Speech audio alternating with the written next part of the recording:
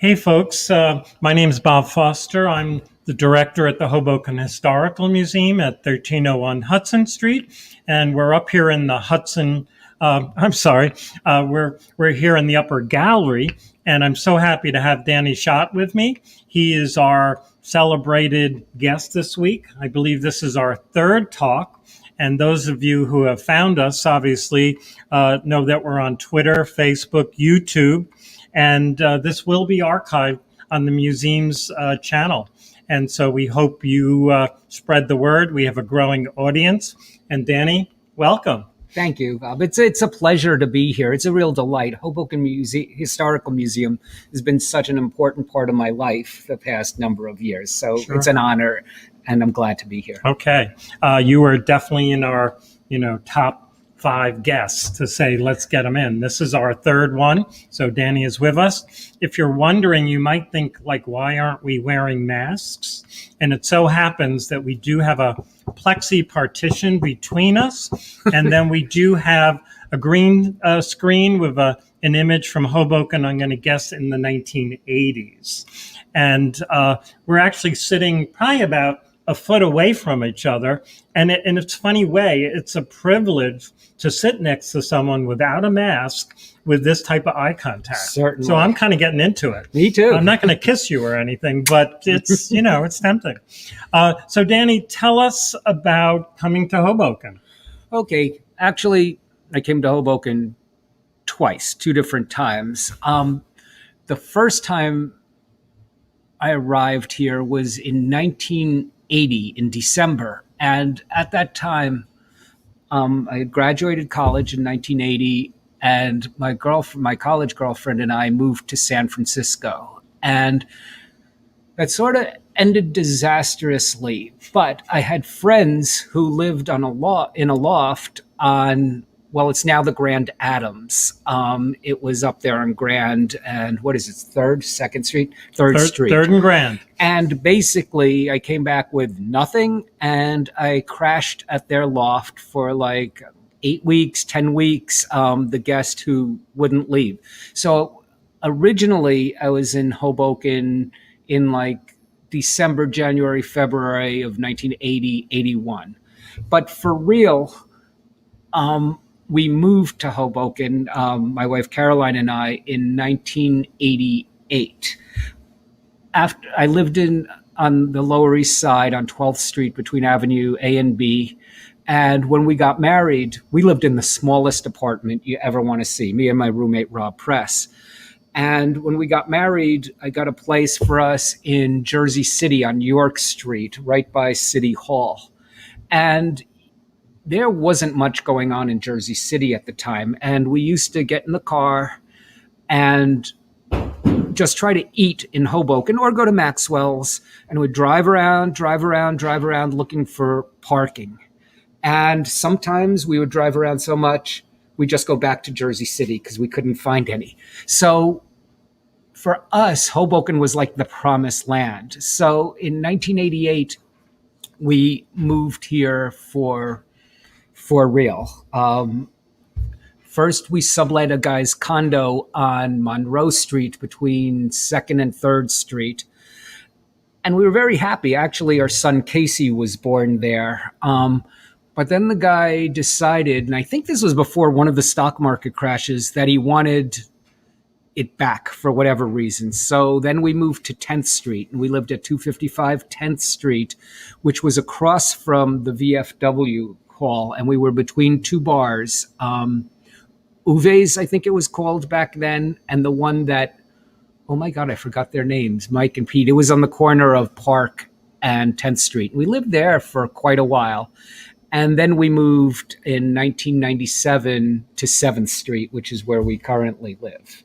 And so I think of you as, I go Danny Schott, and then I say the word poetry or poet.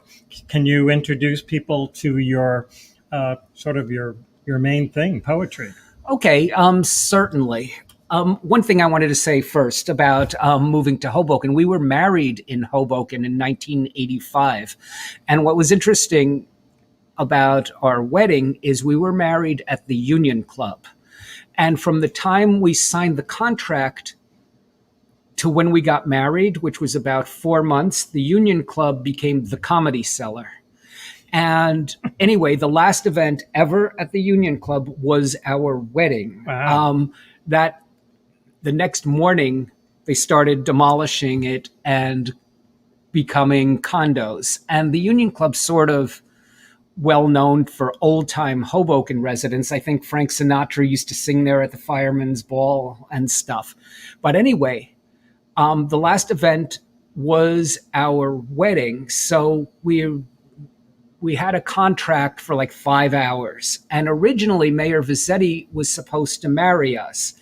But then he had a medical condition and had to pull out. I think he might have even had like a heart attack or something that he didn't tell anyone about in 1985. So the person who married us was actually, he was first he was a gym teacher, then he was a high school principal, then he was the mayor of my hometown, Dumont, New Jersey, which is where I grew up. But what was interesting about our wedding is because it was the last night, the staff there was also determined, as we were, to just kill the bar, just finish every bottle of alcohol. So our wedding lasted well into the night. I think it got stopped at a certain point after midnight by the police, who just said too much noise. But there were like two parties going on. There was our wedding party, and then there was the staff party. And there was all sorts of drama and stuff. So you asked me about poetry. Yeah, I didn't you? did skip ahead. I'm sorry. It's okay. But just tell me about, has Hoboken been good to you as a poet? Hoboken's been it's funny. Hoboken's sort of been good to me. A lot of my poetry career has been in New York, the Village, the Lower East Side, and I'm always going to be seen as the Jersey poet. There's no getting around that. But in terms of attitude and giving me a perspective, it sort of makes it different, and we have our poetry crew here in Hoboken also. Joe Lewis and Elliot Katz are two of my best friends. And we talk all the time, and we talk about poetry and stuff. And New Jersey, if you think about New Jersey and poetry, think about the poets who came from Jersey. You've got, William Carlos Williams. You've got Allen Ginsberg. You've got Alicia Ostriker. You've got Amiri Baraka. I could go on and on because it's just so rich in terms of imagery and attitude and stuff. So do you think there is such a thing as a Jersey poet? Most definitely. There's a Jersey poet. It's a different sensibility. I highly recommend watching the movie Patterson. That's a Jim Jarmusch movie, because it really captures the outsiderness as well as the richness of what Jersey has to offer. Right. So New York is kind of like has more attitude also? Or? It's different. What's the word I'm looking for? New York can often be like a very parochial place, and of course, New York is a lot of people from the Midwest and the South in different parts, but they become New Yorkers, and New Jersey's just New Jersey. We're always the outsiders, sort of trying to fit in or be part of it.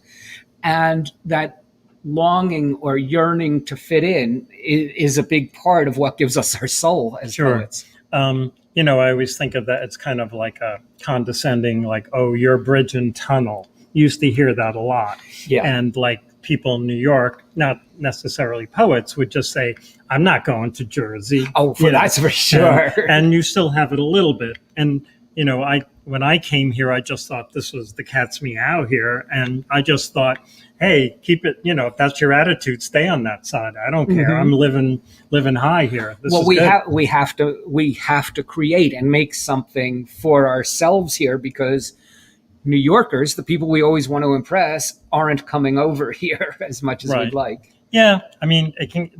Every situation is different, but it's definitely an attitude on there. And usually it being in the museum, we'll get people from New York who are visiting their friends in Hoboken, and their comment will be, boy, I didn't know it was so nice here. Yeah. That was it. But I'm going to go back again to the 80s. Like, what was your impression of the town in terms of pros and cons? Pros and cons. Well, I really, Hoboken and Williamsburg, Brooklyn, were pretty much like the same place in the 80s. The reason that we wanted to live in Hoboken is it was like an arts community, and used to read at O Row, Beaten Path, did a bunch of stuff at Maxwell's, and that was really important. And like I said, Williamsburg and Hoboken were almost the same place on two different sides of Manhattan. And we went one direction and Williamsburg went another direction. But it was very exciting, I thought. And then you mentioned Joel and Elliot. Did you meet them going back to college, or they met here? Elliot Katz was my roommate in college. So Elliot and I go back to 1975, and he comes from West Orange, and I come from a working class town, Dumont, New Jersey, and we just hit it off right away. It's funny because Elliot was a business major when he started, and I was pre-med, and somehow we both wound up going into literature, into writing. So I've known Elliot for that amount of time. Joe Lewis, I met in Hoboken, I believe at the Beaten Path, early 80s. When I say early 80s, I mean like 1981 or so, and I've known him ever since.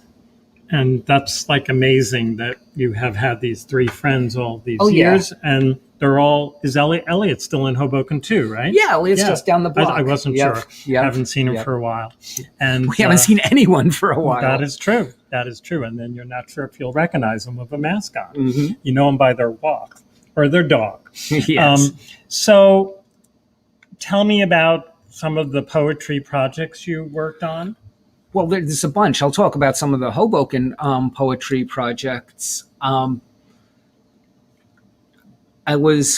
was I? What was the name of it? I was the poet. You were the poet in residence here at the Hoboken Historical Museum. I asked that because technically you still are, because we haven't had anyone apply for the position. All New Yorkers call me Poet Laureate of Hoboken. And I'm like, no, I'm Poet in Residence of the museum.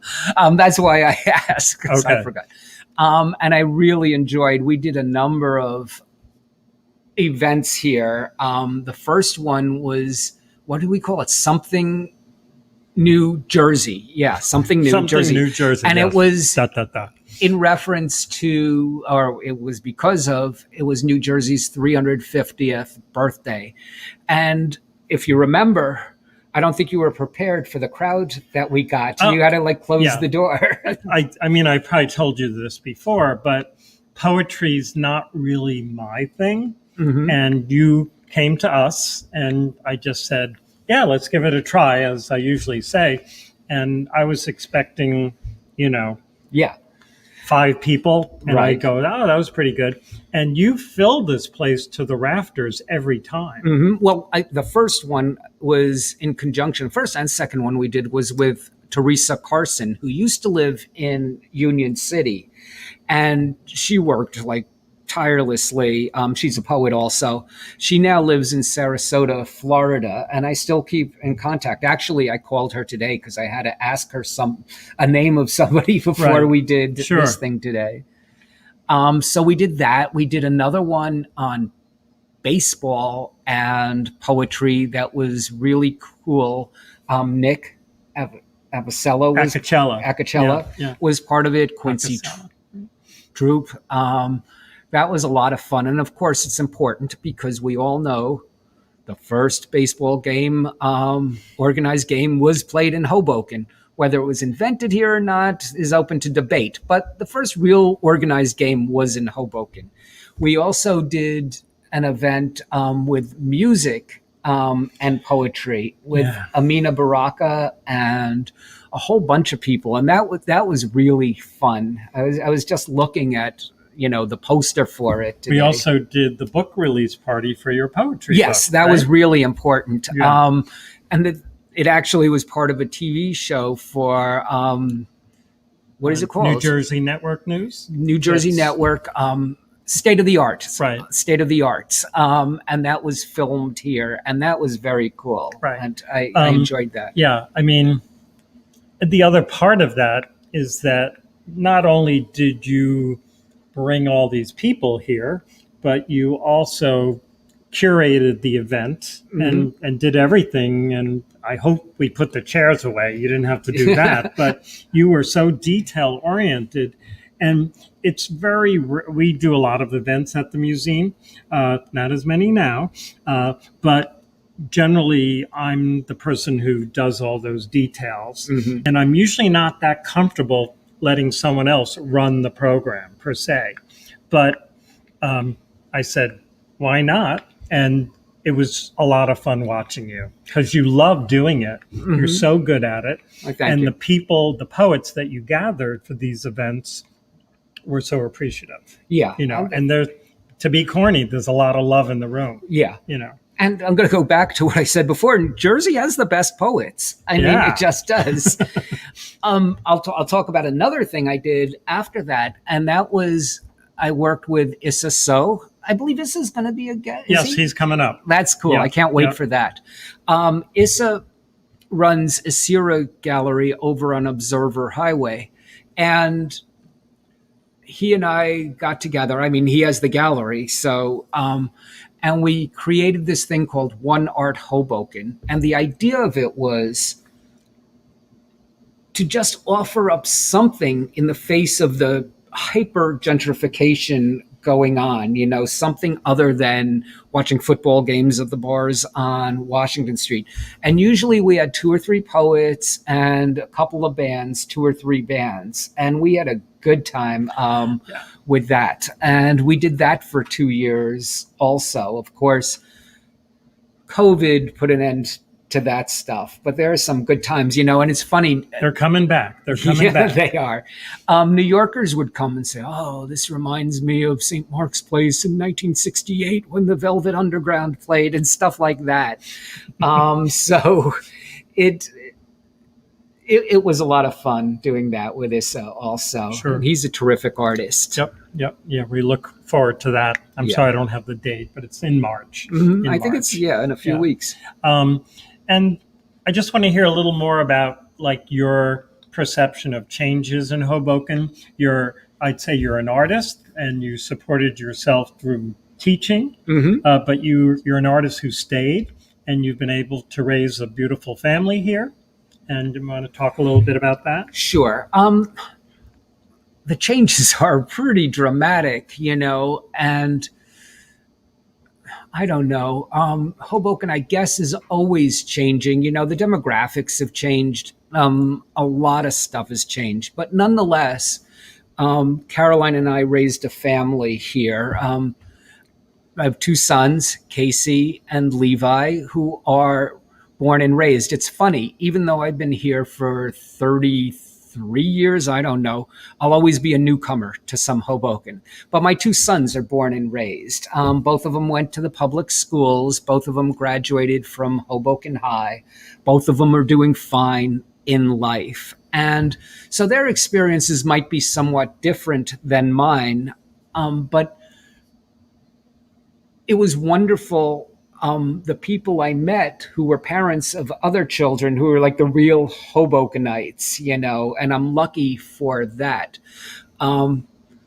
My 2 children probably have felt the changes and the hyper gentrification even more so than I did, because they can't, or their friends who they graduated with can't afford to live in Hoboken anymore. It's like a different place for them. The truth is, it's a different place for me too, because when we moved here, it was like an artist's community. And now it feels like there's 8 or 9 of us left at times, So, yeah. So would it be fair to say that if you were coming out of college now and you were driving through Hoboken, would you say this is a place you want to live? That's a really good question. I don't know. When I graduated Rutgers in 1980, we wanted to live on the Lower East Side. We lived on 12th Street. We chose that.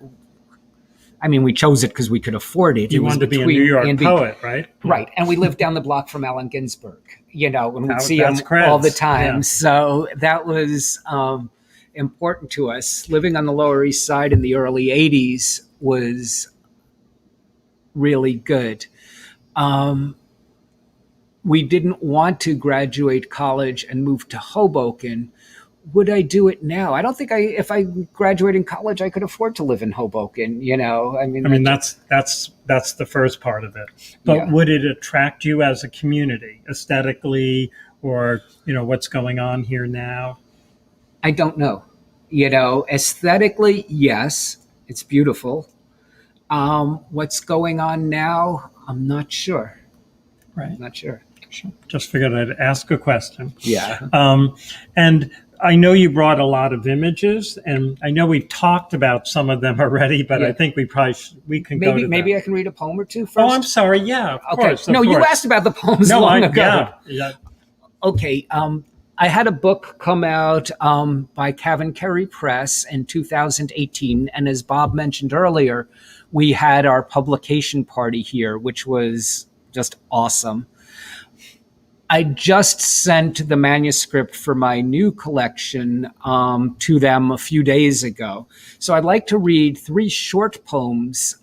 And I don't really like explaining my poems because I always feel poems should speak for themselves. But I will say this. During the pandemic, what I've noticed about my poetry, or at least the poems I'm going to read, is they're sort of more imagistic than usual. And I've always relied on the actual events of my life for the stuff that my poems are made of. But nothing's happening in my life or anyone's life, the past. So they're more imagistic in terms of things that I've observed. So I'm going to read a few short poems to you, okay? And they're all written in the past few months, okay? I'd say since November. Okay, the first one's called Autumn Sketches, and it's in 6 little parts. What the dog walker said. Hoboken's like a cult. They sit in their cubicles all day, working, working, working. Then they turn into werewolves Thursday and Friday night. It's crazy. They sure like to party. Wonder how they vote. Branding. A line in front of City MD snakes around the corner. 50 feet away, a group of maskless men crowd around a sidewalk TV as the Jets lose once again. Across the street, in front of McDonald's, a homeless man waits with empty paper cup in outstretched hand. The Trump motorcade drives down Washington Street, horns blaring, flags waving. Power. In this season of discontinence, I have discovered new powers. I can walk as far as my bladder allows. The soccer field, the boathouse, the train station, the financial center, Sinatra Park, between 2 cars on a deserted West Side street. Joy. Self-imposed rules of poetry be damned. I feel joy, though I wish my sister Carol was alive for the election results to see the dancing in the streets, the banging of pots and pans, the clanging of the bell. Caroline and I stumble through town drunk on noontime champagne in this uncanny November sun. Late. On my walk today, I noticed a new Halloween superstore on the site of what had been Modell's. I wanted to go in, but as I got closer, I realized today is November 5th and the store is dark. Report from my son. The bagel line was long. Jesus was out begging for change. Everyone looked hungover. Just another Hoboken Sunday. Okay, another one? Sure. Okay. Day 228. You've always been impressionable. If you had a dog, you'd write dog poems. Nothing much is happening. Tuesday is the same as Monday, which is the same as the previous Friday. You watch plenty of cable news, but nobody wants to hear about that. You've stopped observing your surroundings because they're the same every day. You've resolved to speak less as you grow older, which lies in direct opposition to writing more, out of fear of repeating yourself, a malady that besets your close friends who you don't know when you'll see again. You want to write of joy, but fear jinxing the next 8 days with hopeful speculation. There's always Borat, Tenacious D, and fading memories of times before this all began. Joining the conga line behind Ruby D as you snake your way through Amiri Baraka's Newark home in celebration of his birthday. Caroline stepping out of the shower naked at a time you were unconcerned and unashamed of how your bodies looked. Choking back cigar smoke, you and Rob pretend to enjoy outside St. Mary's Hospital at the birth of your first child. Your students singing Stevie Wonder's Happy Birthday to Ya on the second day of a new school year. The Hoboken Artist Studio Tour. Your sister's smile. And one last one, and this one's short. Still Life, 7th Street. Give me this January, and maybe February too, to breathe, to take in this moment of clarity, of optimism, and not to think about the ex-president or the ex-president's wife or the ex-president's ex-chief of staff. Though astronomy is my weak spot on Jeopardy, tonight I look out upon the stars, all 5 of them, in the Hoboken sky and envision a brighter day tomorrow, free of the steady accrual of death and fantastical conspiracies and lies. A solitary squirrel skitters across the wire while the clank and clang of recycled bottles soundtracks this reverie as I register the voice of Caroline from the kitchen. Did you even hear what I said? Are you even listening? It's going to be okay. I can tell. Cool. I could see what you meant about the imagery and, a lot of Hoboken references with the dog walkers and Jesus online. Yep. And the recycling program and so on. So that was pretty cool. And so has this been a good time to write poetry? Mixed bag, because like I said, I often write about my life, and there's not a hell of a lot of life going on day to day. I mean, we're all hunkered down for a year now, almost. Sure. It makes my poetry different because I, by necessity, have to look inward. Mm-hmm. I mean, what is my day? The high point of my day is going for a walk. Where do I go? I go south to Jersey City. I go north to Weehawken. When I'm ambitious, I go west and up the hill to Jersey City and walk around. And that's sort of my life and what I observe. So is that good for my poetry? It's just what is my poetry right now. And I know you were a school teacher for many years. 33 years. 33 years. Congratulations. Thank you. And you retired how many years ago? 2, 3? Yeah, 3 now. 3? Yes. And are you talking to your associates who are still in the system? And how is that going? It's really weird, by the end of my career, I was the old teacher, I still thought of myself as the young teacher, but I was the older guy. And a lot of my colleagues were young. And think about this. Many of them had to teach online, but at the same time, they had children at home at the same time. I mean, it's really been difficult for everyone. Also, the older teachers, had to learn a new set of skills in terms of teaching online. You know about that. Yeah, I do. So you feel good about not being in it, or do you miss it? Or I miss aspects of it, and pretty much any retired teacher will say the same thing. I miss the interaction with young people, with students.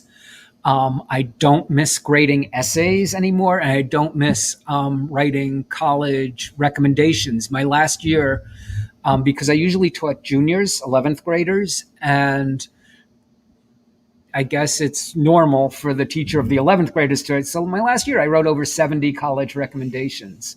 And I taught in New York City, not New Jersey, so at Brooklyn Tech, where I taught, I was teaching 5 classes of 34 kids. So I had 170 students a day, right. five classes a day. So that's a lot. And just think of it, if that was Zooming, that would be exhausting. Oh my God, that would be totally exhausting. Sure. So we do have some images that you brought. Yeah, So it'd be let's look great at 'em. to, we talk- may talk about some of the things we've also discussed, but it's great to visualize it. Okay, it's up now, so I can Yes, talk about it this. is Okay, up. this is a poster. Elliot Katz and I started this literary magazine called Longshot, which ran for like 22 years. We started it in 1982. And the way we got to do it is we did a reading with Allen Ginsberg at Rutgers, and we split the door.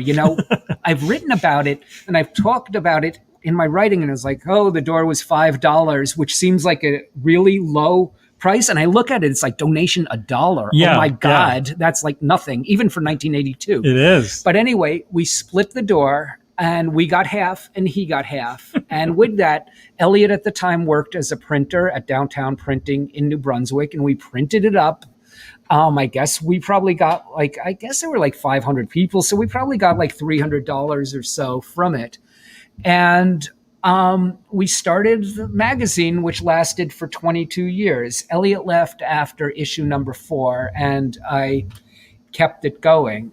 Allen Ginsberg was just a big part of my life. It's funny because I was just looking at this letter he sent me, and when I first met him, he was doing a reading at Rutgers. I think it was 1976, and I handed him this poem, which I called America 76, which was based on his poem.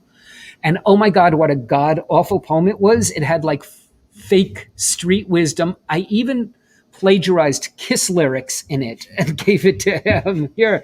And he was like, well, what I think you should do. I was like, no, you take it home and read it. And then he wrote me back this letter giving me advice on what a poem should be. And we sort of remained friends after that. Pretty cool. Yeah, it's very cool. And we're going on to the next. Here's our wedding at the Union Club. Like I said, the last event ever at the Union Club.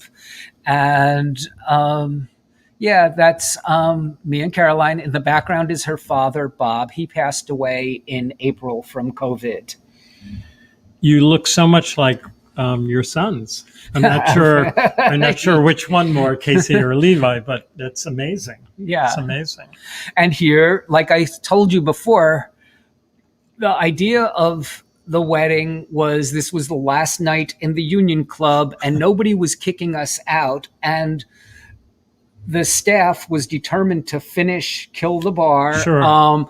So there's Elliot, me, Rob Press, and all well into the night, just going on and on with it. So the Union Club is now a condo building. Yeah, I pass it all the time. We have several friends who have units there. So if you want to visit, I walk by it all the time and I think about it. But sure. The last thing that ever happened at the Union Club was Danny and Caroline's wedding. That's cool.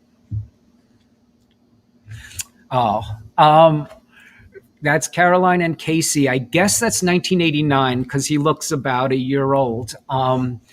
There he is as a dinosaur. One of our favorite things in Hoboken is the Halloween parade. And I miss that very much. But Hoboken was great for things like that, parades, whether they be for the church carrying around the saint on their shoulders, the Halloween parade, all that stuff. And that's just a Halloween parade. I guess we're in front of the YMCA there. Yeah. Right. It's just down the block, 13th and Washington. Yeah. And that's Carolyn. So I don't know Carolyn that well, but one of the great things when you did events here was to watch Carolyn watching you at the podium.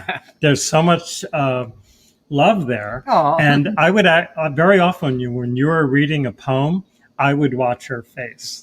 And she was like 120% for you. Oh, so how nice. Did want to say that. Oh, okay. So is this Monday? Yeah, it looks it. I think this is from 95. And it's from the Hoboken Reporter, a picture. And, one thing I miss terribly is having a hometown paper. And it's not unique to Hoboken. It's happening all over America. And there's so many times I was pissed off at the Hoboken Reporter for not covering some event enough or not promoting something I was doing. But I realize now that it's not there how important it is. And I think throughout America, these small local papers are really important. And I think we're seeing the effect of that through the country in terms of people not getting the local news. And Sure. of course, they have to turn to the internet. And we see where that leads. I mean, we saw the past month, like very much. Right. And it's just a photo from the local paper. Yeah, originally we had the Hoboken Pictorial, which was an interesting paper.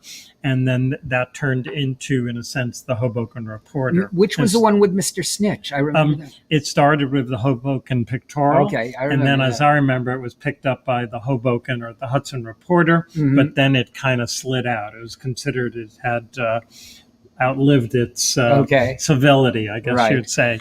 And the Hoboken Reporter started by Joe Barry. So let me ask you this. Does the Hoboken Reporter exist in any form, or is there a Hudson Report? Like, I know we don't get it anymore. I haven't seen a newspaper in 2 years. They sold the property of 14th Street. They moved their office to Bayonne. Right. And then another company bought it, I believe. And so they have gone through changes. And now that paper, I'm forgetting what it's exactly called. Oops, there's Melissa signing in. Thank you, Melissa. It's still the around. Hoboken Reporter is still around online at least. Thank you. But the paper that's being created is really almost more Jersey City and some Hoboken. And I'll see it at some places around town. And of course, its size has reduced also. And we all said, the paper should cover this, like you said. But then when it's gone, we're all screaming, like, give us the paper. And I imagine, like me, so many people you knew and were friends with spent time writing, writing for it. I mean, I get most of my news, and this is sort of embarrassing, is from Hoboken Girl. Which is good. It's a source. Yeah, it's a source, and that's where I go to if I want to find out what's going on in Hoboken. We're big Hoboken Girl fans. Okay. And Melissa had mentioned that Karen Listner, who's credited with the photo here for the Hoboken Reporter, or the Hudson Reporter, is now with Patch, which is kind of a regional news source. Right, but Patch existed and downsized also, I believe. I'm not sure about that. Melissa is giving a big plug to Karen Listner for her photos on Instagram. Well, Karen Listner is a great writer. That's right. And Karen Listner lives in town, and I'll see her shopping at King's with her kids. And she writes detective stories and she also, writes noir and we stories. should have her as a guest also. Oh, by all means you should. Definitely. So, we're moving on. Okay. This is a copy of Longshot. I think I was talking about it before. It's an arts and literary magazine. I chose this issue because I finally could write Hoboken rules on it. We started in New Brunswick, and our home office was a P.O. box in New Brunswick. I finally, at volume 8, moved it to Hoboken post office box. So that's why I wrote Hoboken Rules. If you notice on the right-hand side, that's a comic by Jim Ryan. Jim. A fantastic. What a treasure. Cartoonist. And he gave us work. And this No Free Verse is very Hoboken-centric. So it was great putting it on the cover. You also notice we have poems by Sean Penn. Oh, wow. And the reason we got Sean Penn, we published Sean Penn twice in Longshot. And the reason for that is I once saw an article in the Daily News, early 80s, time he was married to Madonna, making fun of his poetry. So I have a friend who, she was an actor. And I said, is there any way you can get in contact with Sean Penn? And she made it happen. And he was delighted. He was very happy to give us work. And the reason for that is because we often publish Charles Bukowski, who's one of my very favorite writers. So Sean Penn wanted to be in the magazine that Charles Bukowski is often in. So he gladly gave us work. What year is this around? This is the second time we published Sean Penn. I'm guessing it's around 1990. Right. Jim Ryan was he hot? I mean, Yeah. because he would do his poems about, shall we say, gentrification. Oh, yeah. And he was able to visualize it in, one page, like talk about 50 years of changes with just the visuals. Mayor Vizzetti was such a That's right. iconic part of what he did. Sure. He lives in Minnesota now, I believe. For a while, he was in New York. Yeah, I believe he's in Minnesota now. Yeah, I'm not sure. We'll have to ask some of his He's buds. a Facebook friend. That's okay, cool.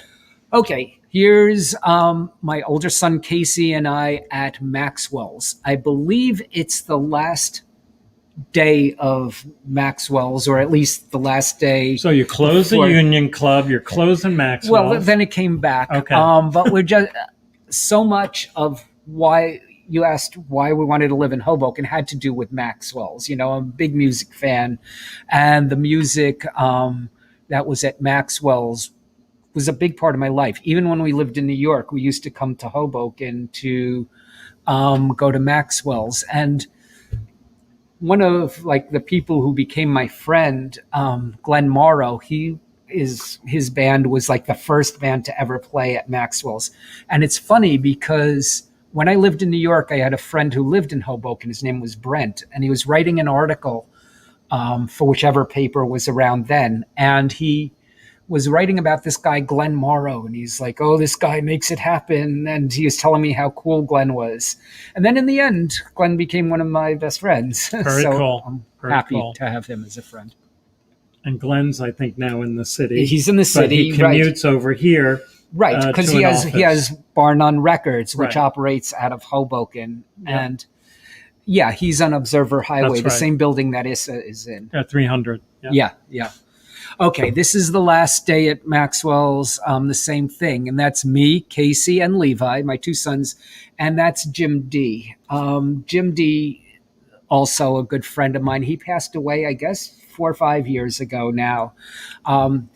He was the bartender at Louise and Jerry's and DC's, and he was a musician, and he was in all sorts of bands in Hoboken. And he's just a great guy. I liked hanging out with him because Jim and I were the same age, and we went through 2 different generations of musicians, and I think I was MC at the memorial for Jim D at Maxwell's, but he just was a terrific guy, and who, I don't know, liked having, he came over our house a few times for Thanksgiving and stuff. Just important. And that's Casey and Levi. Yep. In the center. Yep. Great kids. Great adults. Okay. Another thing I like here is this is at the waterfront, at Sinatra Park, and Jim Mastro from Guitar Bar, they do a thing. We're going to break the world record for knocking on heaven's door. Most people singing, and they do it each year. And we never break the world record, but it's such a wonderful thing. And again, one of the wonderful things about Hoboken is the concerts, and I especially like the ones at Sinatra Park, but what Gene the Plumber does at Church Square Park is really terrific also. So there is Caroline with her ukulele, which everyone in my family is musical except me. Caroline could play the ukulele because she took it and figured out. Levi's an excellent guitarist. Casey's a good guitarist. And next to Levi is his girlfriend, Megan. What's funny is each of my sons, both of them, have a girlfriend named Megan. So there's Megan and Makes Megan it easy. in our life. Right. It does. Sure. And I did mean to mention that if people in the audience want to ask Danny a question or make a comment, we're on Facebook, we're on Twitter, we're on YouTube, a lot of ways to connect. And Alan Wellner just made the comment that he loves this series, and it's great to hear Danny's history, Hoboken history. Thank you. And of course, Alan, we're hoping to get you on also in the coming weeks. So I'm glad you're checking us out, and you can reach out during the week, and we can discuss your date of talking with us. Okay. What's And next? I'm moving curious. on. Oh, this one. What's going on? That's Tim Daly. Yeah. Okay. My favorite thing in Hoboken and the thing I miss most in the pandemic is the artist studio tour. Mm-hmm. And this is Caroline's idea. I'm the writer, but Caroline's the more creative person, actually. She's the one who has the good ideas. And we're wearing Tyvek suits. Is that what you call it? Yeah, I think so. Okay. Yeah. And the idea for that year in the artist studio tour, I don't know, was 2006, 2008, something like that. Was we're going to be walking pieces of art. Okay. So we went around to all the studios, and the artist studio tour is so good because you go from studio to studio, you drink cheap wine, you feel it the next day, but it's just a good day to be able to talk. So we're wearing our things, and the different artists would draw on us, write on us. And in the back part, it says studio tour. Ray Smith made that. And it's like this idealized version of me and Caroline. I look like someone out of Miami Vice. And, Right. It's like just this wonderfully idealized. So what has happened to these suits? Oh, you have them. Really? Yeah. I don't know. You do. I know we have a complete set of long shots, but Yeah. I'm not sure about that suit. I'm sure of it. Really? And yeah, We'll have donated to ask Rand Hoppe. Yes, you do have them, our unless you collections destroyed them. who's But also our we donated technical advisor for this. this picture, I believe, comes from your collection. Okay. I think that's where I got it from. We donated a bunch of photos documenting it, but each of our suits with the original artwork. And how many years did you do the suits? Just one. Or just one It was year. just one but year. You each So we each have one. So you have two suits, one for me and one for Caroline. Very You got cool. it. You have it in your collection. Okay. I think they biodegrade after a while. So I'm not sure how No, we're I, going to archive them. I think those suits are going to be around for a millennia. Could be. Like plastic bags. Yeah.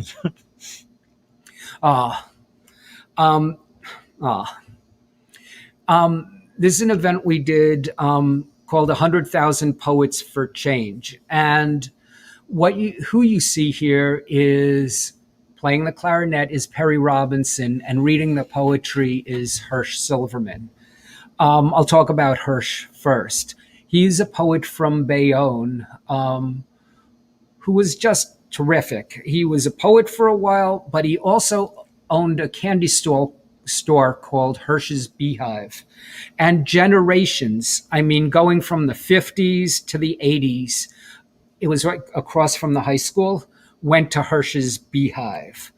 And he was a poet who is a terrific poet. He has so many books out, but he also was friends with Allen Ginsberg, and Allen Ginsberg came to Hirsch's Beehive and wrote about it in one of his poems. And accompanying him is Perry Robinson, who I met when he lived in Hoboken. He lived by Benny Tadino's. I remember an apartment on the second floor up there somewhere on that street. Perry Perry passed away 2 or 3 years ago, Hirsch 5 years ago.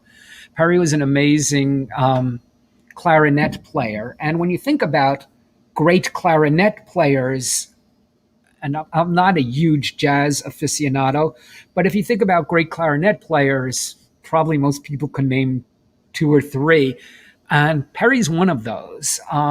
He's the son of Earl Robinson, who was a songwriter, was blacklisted at a certain point in the 1950s. But Perry just had this incredible spirit. And he was just one of the things that attracted me and other people to Hoboken.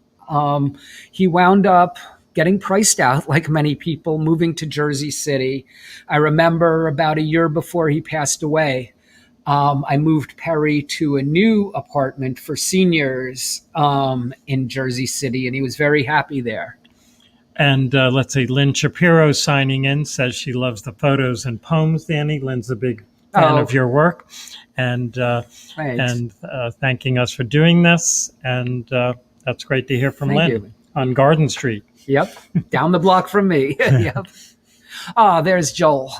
That's Joel Lewis, and that's I believe it's the music event we did, and I think Perry played behind him.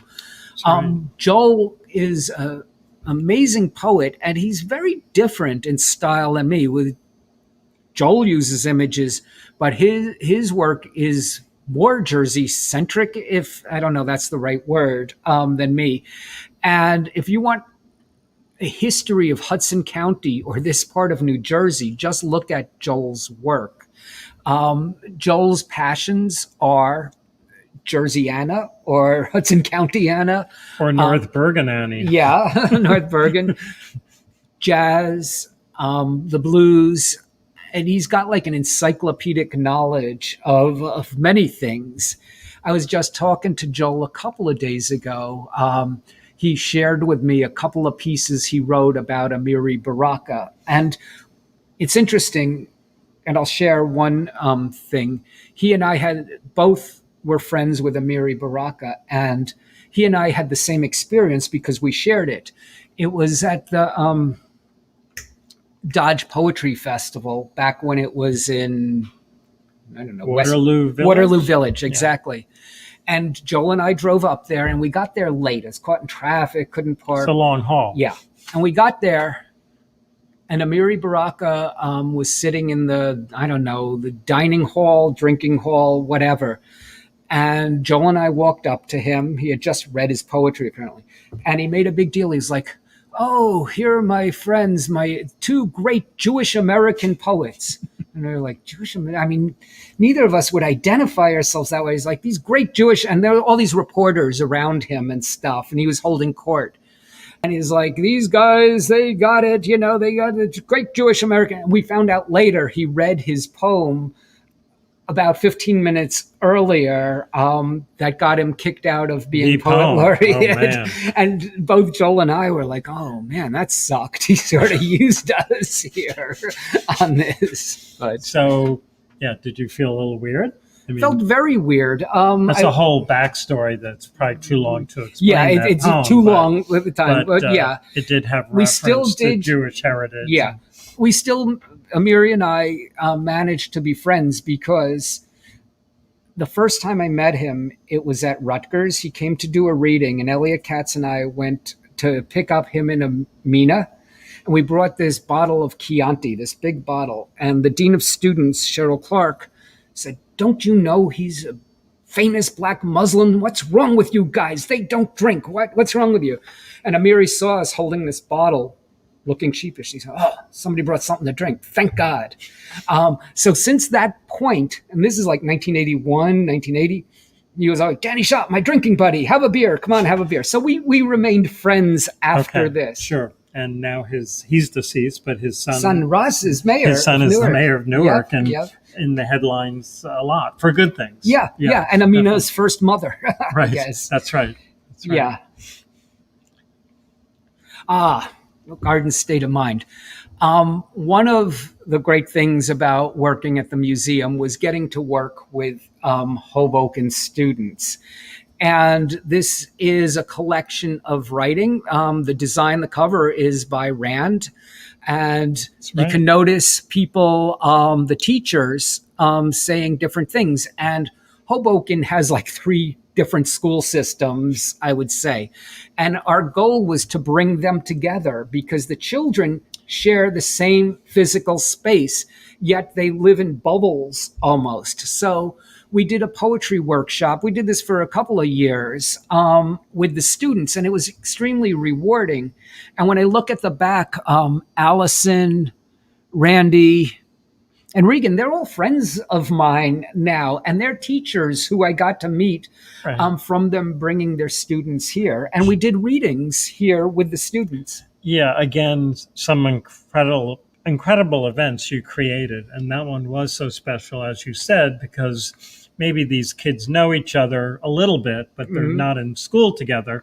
And this was, you did workshops in between, and so they interface. And it reminded me of like intramural sports with schools, but it was intramural poetry, which I thought that was cool. Yeah, and you say you created, but you pushed for this a lot on it, which I don't remember. Yeah, you did, and at I'm the glad time we did have Maria Lara was our educator, and this, she was really behind this. Well, this one, the first one was before Maria. This is with Razel. Oh, right. Sorry. Yeah, we need you for a memory of museum events. My mind is mush. Too much mask wearing, I hope. Okay, cool. And that's our NJ350, and that's Teresa Carson, who with me put this together, and that's Mary Rizzo. All right, who's a historian. I think she's with the state in some capacity, right? A wonderful person. And we're holding our NJ350 stickers. That's right. We made stickers to celebrate the 300th. I have all these pictures in my computer of people with the sticker on their head. That's right. That's right. Yeah, I thought it would be great to do stickers. Yes. So I got all excited. Yes. But we did use them well at that event. Yes. There's Reggie. Reggie is a very good friend of mine. He's from Jersey City, and he's a dynamic poet. As a matter of fact, I just saw on Instagram today, for Black History Month, he's going to be in Jersey City, or he's going to be conducting a workshop for Jersey City. And Reggie is just a terrific poet. He wrote the book for Bring in the Noise, Bring in the Funk, which was a Broadway musical, and with Savion Glover, the tap dancer. The tap dancer. Yeah, and he also wrote this poem that's very well known called "Bring Me Something My Air Jordans," something about Air Jordans. Right. And he was one of our poets at one of our events. I remember him coming late. Of course. And the room is packed. And I think you were doing shifted the roster of poets. Right. You know, you passed by his turn, and he comes in the room and he sort of says, "When am I on?" And you kind of said, "Right now." And he ran right up and just had everyone in the palm of his hand. And he's got it all in his head. He knows all his poems. It was beautiful. It's funny. I shared a poem I wrote about a month ago, I'd say, actually after January 6th. And he was like, "Here's what I want you to do. I want you to memorize the poem, go to the museum, do a Zoom thing, and read the poem to everybody." I'm like, "Okay, Rich." That's not how my mind works. But he was full of that. Well, we hope to get back to some of those museum in-person events. Yes, yeah, me too. There's my book, Works, published by Carey Press in 2018. Hopefully in the next year or so, there'll be another book coming out by Carey. I hope. I sent them my manuscript. I hope they like it. Right. That's just my book of poems. Right. And, you have helped so many poets. And, I mean, I think they appreciate it, when we did events here. Mm-hmm. But I feel like you probably have sacrificed some of your own personal poetry career to help other poets. I mean, you're so generous of your time. Oh, I don't know if I'm reaching out on that, but because this book comes out fairly recently, and you've been doing writing poetry for 20 odd years before this, right? Maybe 30. 30. I'm sorry. Okay. Yeah. 30's being okay. 30. So, But I think a lot of your time was spent with editing the journal. And helping other poets with their careers. What helped me actually get it together as a poet was giving up the notion that I'm going to be big in New York. That always was. Screw New York. That always was like the audience I tried to reach. When I focused on the here and now, that helped me a lot. Right. Okay. And then you realized the best poets are in Jersey. Yep. Of course. And this is at our book party. The reason.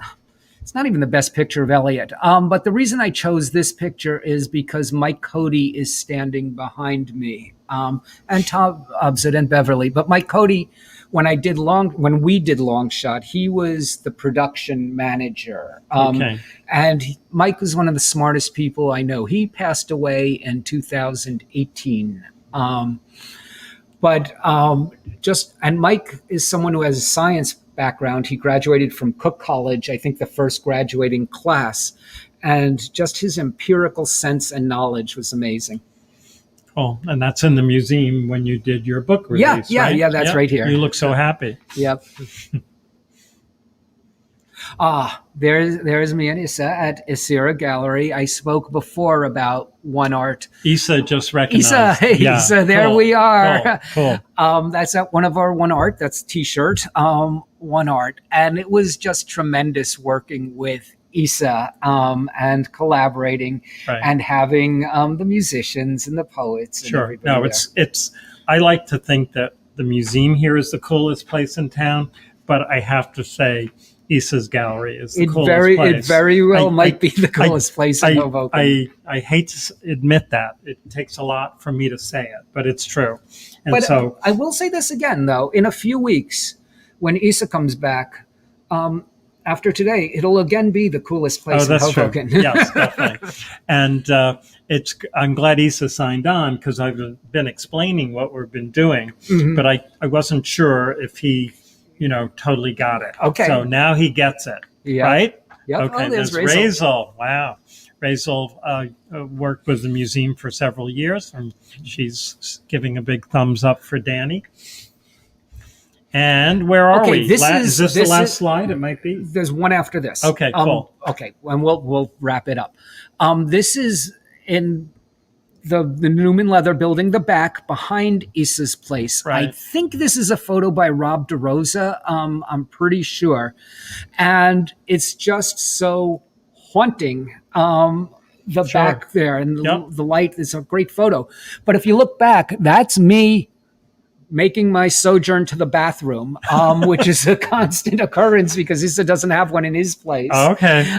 So you can sort of see my shadow, but just people hanging out in the back. It looks just a great photo. Definitely a moody film noir style image.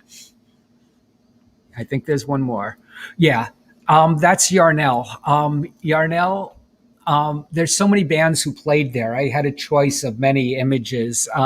Yarnell and the Love Soldiers was one of my very favorite band. He's a dude from Jersey City, and he has a funk band, and they gave it everything, playing in our One Art thing.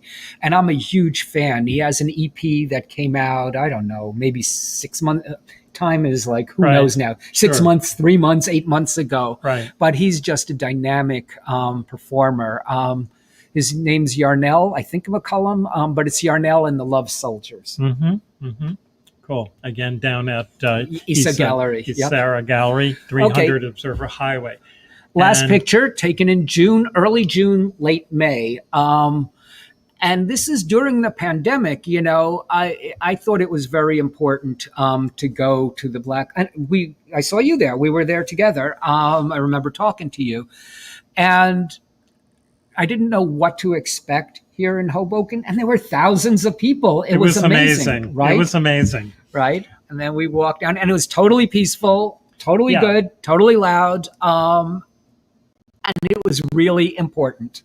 I totally agree. And if someone asked me what's the most amazing day you ever spent in Hoboken, not besides personal things, I would say being in Hoboken that day at that rally. And the other one that comes to mind is the night that Vizzetti won his election. It was just with masses of people in euphoria and celebrating. But it was a great day. Yes. It was a great day. So... we like to do these at an hour, and we're just about there. We've probably done just about past it. And, sure. And Danny, thank you so much. It was a lot of fun. Thank you, Bob. This was a lot of fun. Can we do an elbow? Okay, there we are. Okay. And again, everyone, thanks for joining us. This will be archived on YouTube on the museum's channel, and you can look forward to this type of program with different hosts and different guests, but it's all Hoboken centric. Hoboken is the center of the world. It is. And so clearly we agree. So we're just going to have good Hoboken people on it. We always talk about Hoboken. What makes Hoboken special is its architecture and its people. It's people. It's people. So it's people and it's architecture. That's right. I'm sorry. It's people first. People first. Anyway, thank you very much, Danny. Thank you, Signing Bob. off. I enjoy myself. Thank you, everyone. Bye now.